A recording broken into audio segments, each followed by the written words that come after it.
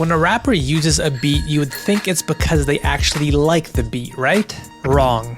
There have been many songs, some of them even huge and chart topping, where the rappers didn't actually like their own beats. In fact, some of them even hated their beats. And the stories behind these songs are absolutely wild. So today let's talk about these weird and interesting stories of rappers using beats they didn't actually like, how these beats were made, and why the rappers hated the beat so much. Now, the first example on this list is probably the most absurd, and you'll see why by the end of the story. The track in question is Green Ranger by Lil Wayne. They say I'm old school, but I dropped out. Drop your body off at a cop's house. You might be wondering, how do I even know Lil Wayne didn't like this beat? Well, he actually says it himself in the song. Take a listen to what Lil Wayne says right before his verse. I don't even like this beat, but fuck it. I'm gonna spit like a few bars and I don't like this beat. Let's go.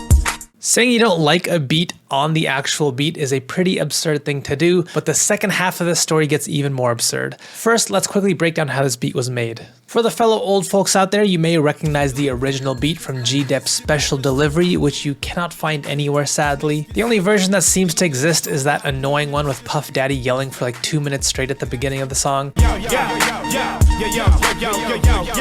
Either way, here is the sample that was used to make the original beat.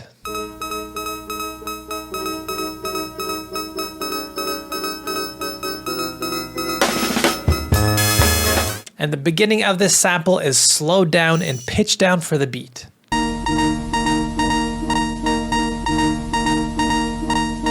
You can see it also has an irregular pitch as well, somewhere in between semitones. And from there we have some kicks, snares, and hi-hats which change slightly throughout the 4-bar loop, and that's pretty much the entire beat.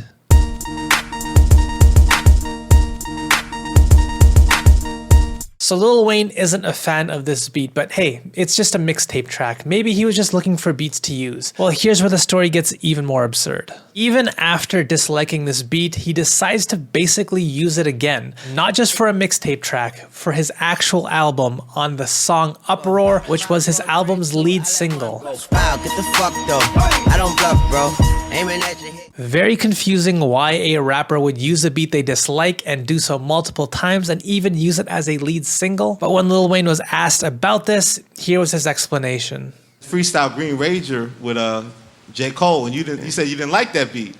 Then ironically, you ended up killing that beat and making this hit record. I don't know what you're talking about, sorry. I can only be honest, man, but shout out Cole. I don't remember the song, but that's my name. That's Weezy F, baby. The F stands for forgetful. The next example on this list is a really unique case you don't hear about often, but it's actually a pretty cool story. After doing some reading about the behind the scenes, this song actually has an interesting personal dynamic behind it. The song I'm talking about is Offense by Lil Sims. Came through swinging at the gate on the mad one, no fox. So let's break down how this beat was made before we talk about what Lil Sims' problem was with it. The core of this beat was largely made up of 2 parts. We have this drum break here. And what I find unique is that we don't have that typical traditional hi-hat pattern that you would usually find in most beats like this. This beat is hi-hatless, which is probably a good idea seeing as the BPM of this beat is very fast for a hip-hop song, up at 117 BPM. And you can hear the drums start to sound much busier with just this one addition, maybe too busy for a rapper to use freely. Up next we have the bass, which is the second core component of this beat.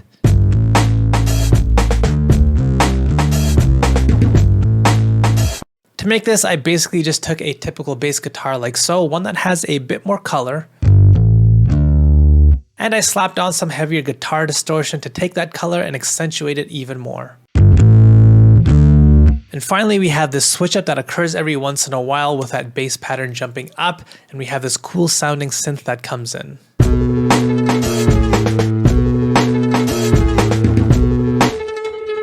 Cool beat overall, but what I find even cooler is the relationship that Lil Sims and the producer Inflo had while making this. As per Lil Sims, she didn't like the beat because it was so different and out of her comfort zone. And interestingly, the producer Inflo didn't like her writing, so neither of them liked what the other did. But because they had so much trust in each other, they decided to continue building the song. It's really cool to see an artist-producer relationship like this, one that has this level of trust and it actually working out. These two have gone on to work together continuously and created one of the highest rated albums ever in hip hop. So as you can see, a little bit of trust can go a long way. But next up, we have a bit of a different example this time, and you'll see why. The song I'm talking about is Hail Mary by Tupac.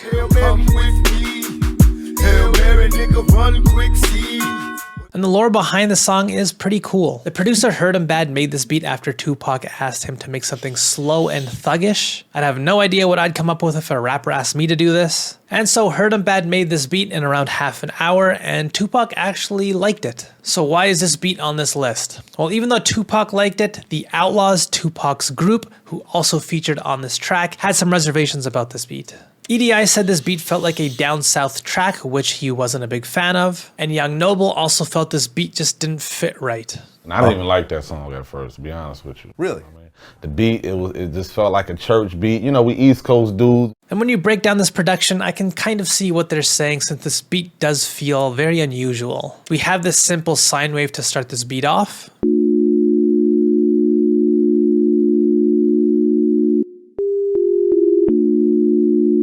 One thing that you'll notice is that this sound seems to be pitched off key, which is again something you don't see every day. But we also have this church bell in this beat, which is even more unusual. And just like Young Noble mentioned, this makes the beat sound very churchy. The drum pattern is also strange. Take a listen to what this clap is doing.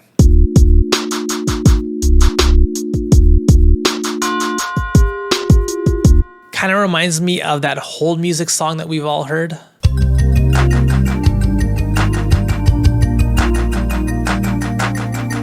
Maybe one day companies will use Hail Mary as their hold music, you never know. Either way, beyond that, we have yet another simple synth, this time a saw wave, and they come in alongside these additional bells that show up in the beat as well.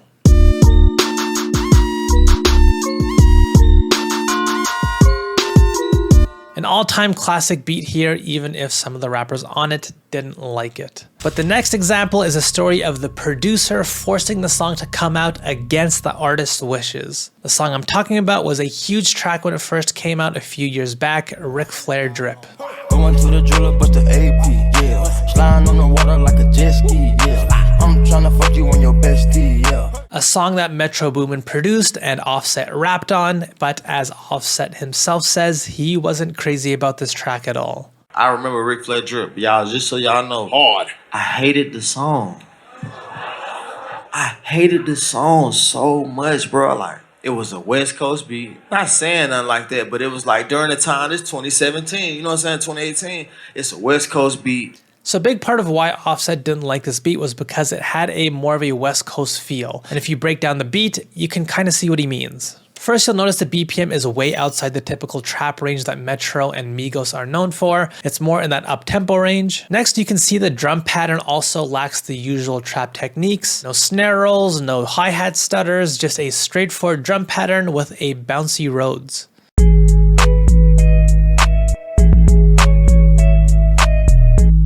So if Offset didn't like this track, how did it end up coming out? Well, here he is explaining his interaction with the producer, Metro Boomin. I'm like, bro, don't put this song on the album.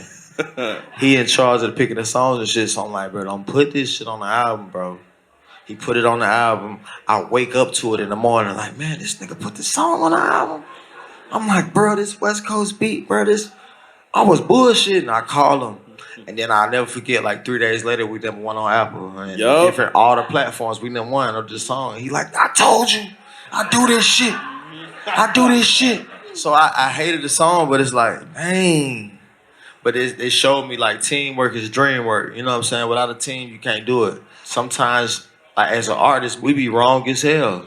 Really wise and mature words there from Offset. Sometimes artists don't know what's best and the producer can actually be right. But having said that, there are also times when the artist is actually right and the producer is wrong. Like in this video next to me where I talk about the times producers hated their own beats, but the songs ended up blowing up anyways. So if you haven't checked that video out, click it. It's a really good one. Hopefully you enjoyed this video. And if you did, hit like and subscribe. If you don't want to check out this video, I guess I'll see you next week.